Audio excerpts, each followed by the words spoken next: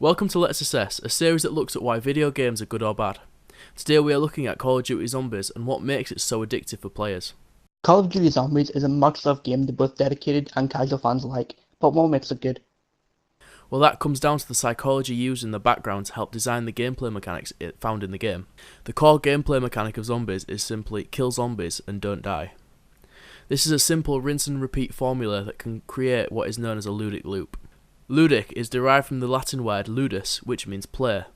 The ludic loop can be induced by giving the player control and then taking it away again in rapid succession. So applying this to zombies, when starting a round, the player has no control over how many zombies spawn or where they will spawn. But once the zombies are spawned, the player is given the control to remove the zombies using any means available to them. The round will then end and the cycle begins again. The idea of the ludic loop comes from the psychologist and theorist Roger Caillois. Caillois' theory, originally published in his book Man Playing Games, states that there are 4 different types of play. Agon, better known as competition. This is shown in Zombies by the point system and kill counters, as well as the leaderboards and player rankings. Alea, or chance. This is represented by the almost random nature of where the zombies spawn within a level. Also, when the player uses a mystery box, as it acts almost identical to a slot machine, by randomly choosing a weapon for a price. Mimicry, or roleplay. This is basically just playing as someone other than yourself, and in Zombies there are 4 possible characters for the player to roleplay as.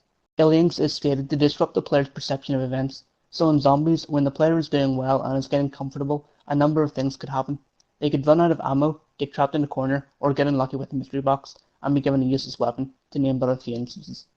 These 4 states of play have become the foundations for gameplay mechanics in almost every game ever made, and can clearly be identified in Zombies. The next idea comes from Richard Bartle, a man famous for co-creating MUD, or Multi-User Dungeon, one of the very first instances of an MMO. Using data collected from MUD, Bartle came up with the theory that players of video games can fall under certain categories of gamer.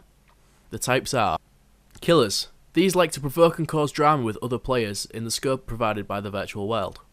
Trolls, hackers, cheaters, and attention farmers belong in this category, along with the most ferocious and skillful player versus player opponents. Achievers. They are competitive and enjoy beating difficult challenges whether they are set by the game or by themselves. The more challenging the goal, the more rewarded they tend to feel. Explorers. They like to explore the world, not just its geography, but also the finer details of the game mechanics. These players may end up knowing how the game works and behaves better than the game creators themselves. They know all the mechanics, shortcuts, tricks, and glitches that there are to know in the game and thrive on discovering more. Socializers. They are often more interested in having relations with the other players than playing the game itself. They help to spread knowledge and a human feel, and are often involved in the community aspect of the game, by means of managing guilds or role-playing, for instance. So based on this, we can see that the main player type that Zombies is aimed at is the killer type. However, it also aims itself to explorers. This is evident from its complex storylines that require players to search every corner of the maps just to progress through it. Finally, we have Michal Csikszentmihalyi. Csikszentmihalyi is known for creating the theory of flow.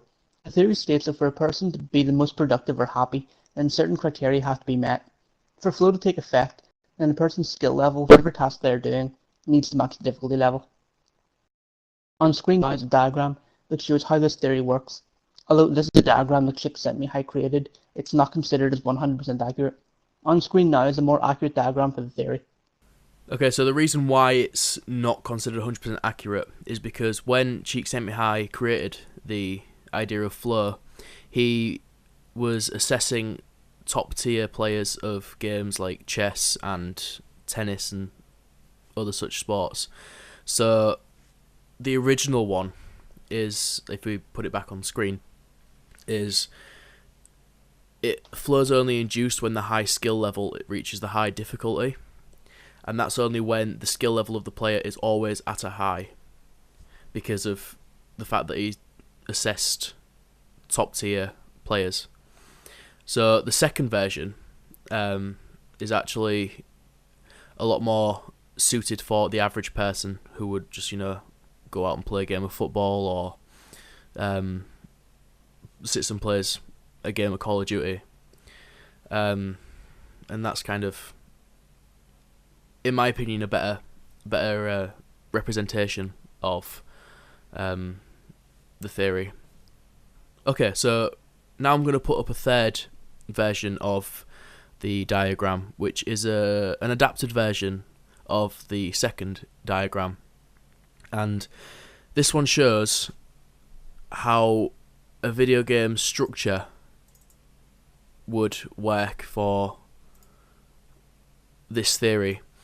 So say if you used to play a game like Super Mario and you had obviously the multiple worlds after, they will get gradually more difficult as the player progresses through them, and then when they start the next one, they drop difficulty slightly so the player can get used to that new world, and then it'll get harder and harder, and it'll get harder and harder, and then the skill level will go up increasingly. So that's the reason for the third diagram.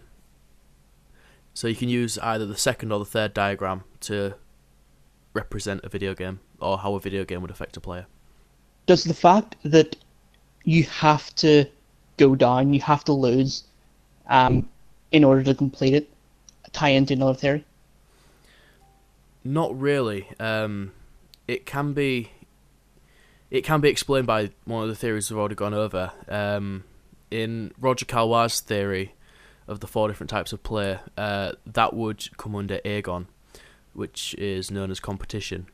Because if you think about it, there's no way to win the game because it goes on infinitely. Technically, infinitely anyway. And each time you play it, you're trying to see how far you can get in it. And you're trying to beat your own personal best every single time. So in turn, that's its own type of competition. And the fact that in the recent games, especially Black Ops 3, Treyarch have introduced leaderboard systems where you can compete against friends' high scores, like the highest rounds they can get to, or the most number of kills they can get to. And that all ties into Agon. So it's it doesn't really bring into another it doesn't bring another theory in. As such, it can be explained by theories that we've already got. What about the maps that you can win on by completing the Easter egg? I mean, would that tie into Agon because you can try and perform them sooner each time? Yeah, actually, it can. Obviously, you can try and perform it sooner each time, or you can do the opposite and not finish it at all. You can still play the game as normal and do it until you can't physically go on anymore. So there's that element too. But technically, that also comes under Ilinx and mimicry, because it's disrupting the perception of what the players are expecting. They're expecting that once they finish this, they can then carry on with the rest of the game. But if it ends the game, then that completely breaks their immersion into what they were doing. The mimicry side of it also comes from when you've completed the objectives that the character you are playing as has to complete, the game ends. So that means that you yourself have fulfilled your objectives as that character. Yeah? Yes. Okay. So when you take that into consideration, it brings in more of the elements of play and,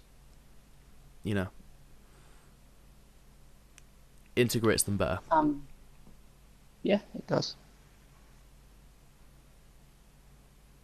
Any other thoughts, Aaron? Yes, actually, I do. Okay. I believe his name was Richard Bartle. Mm-hmm. Yes, it was. Yes. He talked about 4 types of gamers. Yes. One of them was achievers, and Yes. they've set challenges. Mm-hmm. And one of the big things about zombies that has kept it alive is sort of the YouTube community, Mm-hmm. where Yes. they'll set each other challenges where you can only use the box twice in the game, or you can't open any doors. Mm-hmm. That would come under the socializer aspect of the player type, because what they're doing there is yes, it comes under the achievers, but it mostly comes under the socializers, because it's the community that's setting the challenges, not the player or the game. It's other people from the externally. It's other people from outside of your experience with the game that are setting you challenges. So technically it's more of a social aspect than it is anything else. But yes, it is also under the achiever aspect. because then the player who completes that achievement can go and gloat to the rest of the fan base. Okay. Okay, so that's everything. Thanks for watching. If you want to see other videos that we've done, check our channel, but there will be other videos within this series, at least 4 others, so please do keep an eye out for them. If I get them done by the time this video goes up, or by the time you see this video, I will put annotations in the video for you to go and check them out. Thanks for watching and listening. Aaron, any final words? There's double XP weekends on Zombies right now. Okay, if you are a Zombies fan, then go play that. See ya.